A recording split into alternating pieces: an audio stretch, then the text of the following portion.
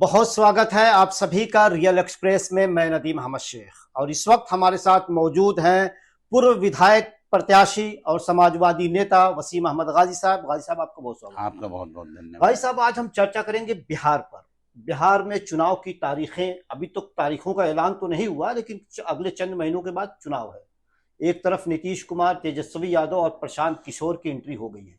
क्या लगता है, क्या समीकरण बन रहा है?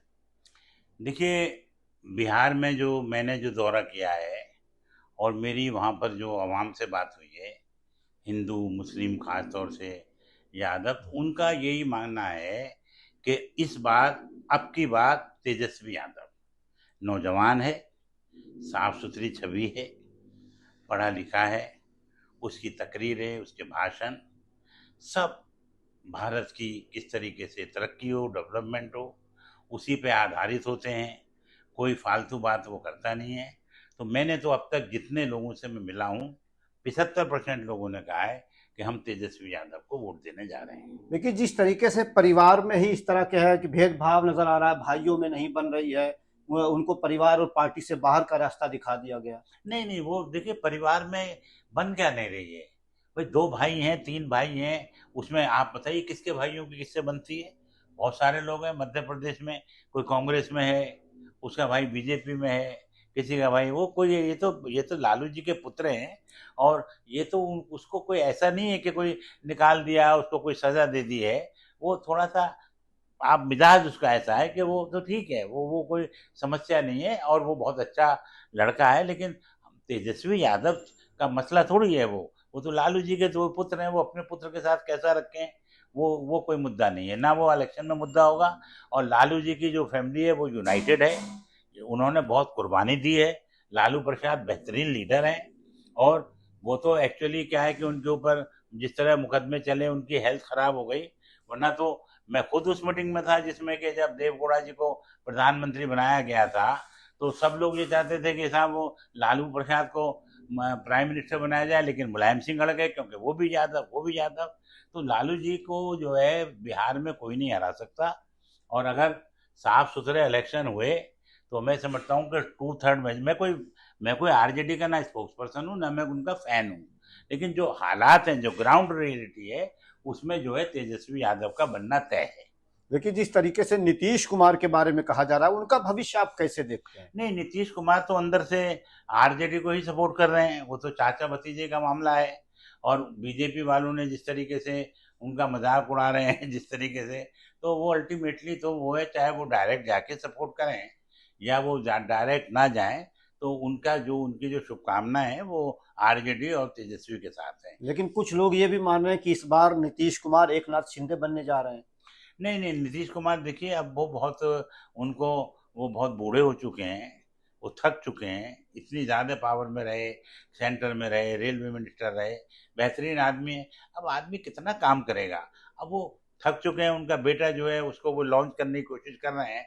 जैसे रामविलास पासवान ने अपने बेटे को फिल्म इंडस्ट्री में लॉन्च किया, लेकिन वो सफल नहीं हो पाए, फ्लॉप हो गए। इसी तरीके से जो है वो अपने बेटे को नहीं ला पाए। और जो मेरी है वो लालू जी से अपनी दोस्ती निभाएंगे। उन्होंने बहुत घनिष्ठ मित्र हैं दोनों, एक साथ पॉलिटिक्स शुरू किए। और वो आखिरी वक्त में नहीं चाहेंगे कि जो उनका सेकुलर इमेज है वो खराब हो। लेकिन पिछले दो चुनाव से देखा जाए अगर, गाजी साहब, जिस तरीके से तेजस्वी यादव की रैलियों में भीड़ आई, लेकिन वो वोट में तब्दील नहीं हो पाई। नहीं नहीं, वोट में क्यों से नहीं तब्दील हुई? वोट परसेंटेज बराबर था। और आज भी जो सबसे ज्यादा सीटें किसकी हैं? तेजस्वी यादव की हैं। आप कैसे कह रहे हैं कि वोट में तब्दीली नहीं हुई? और कुछ तो इलेक्शन कमीशन का भी मामला जो है, लोग तो शक की निगाहों से देखते ही देखते हैं। तो उसमें ऐसा नहीं है, तेजस्वी यादव की जो भीड़ है वो उनके वोटर ही आते हैं। अच्छा, अभी आपने इलेक्शन कमीशन पे सवाल उठाया। पिछली बार जब बिहार चुनाव था, 1:30 बजे रात को वहां का नतीजा घोषित किया गया। तो इससे निपटने के लिए आखिर क्या तरीके अपना सकते देखिए, हैं? ऐसा है कि जहां तक निपटने की बात है, तो अपोजिशन पार्टी पूरी ताकत लगा रही हैं, पूरी मेहनत कर रही हैं। और पूरी दुनिया में जो है वो ये हो रहा है। अमेरिका में डोनाल्ड ट्रंप तक ने कहा है कि भाई जो है वो बैलेट से वोटिंग होनी चाहिए। अमेरिका में भी होती है। अब देखिए, एक सिविलाइज सोसाइटी में आप क्या कर सकते हैं? आप मोर्चा निकाल सकते हैं, आप जो है धरना प्रदर्शन रैली यही कर सकते हैं। आप कोई गोलियां तो चलाएंगे नहीं। अब अगर इलेक्शन कमीशन जो है हेरा फेरी करेगा तो आप सुप्रीम कोर्ट में जाएंगे। अब सुप्रीम कोर्ट भी अगर आपकी मदद नहीं कर रहा है तो ठीक है, क्या किया जाएगा। एक सिविलाइज सोसाइटी में जो सिविलाइज डेमोक्रेटिक सिस्टम होता है उसमें यही सब है। अब कोई आदमी कोई कुतुब मीनार से थोड़ी कूद जाएगा।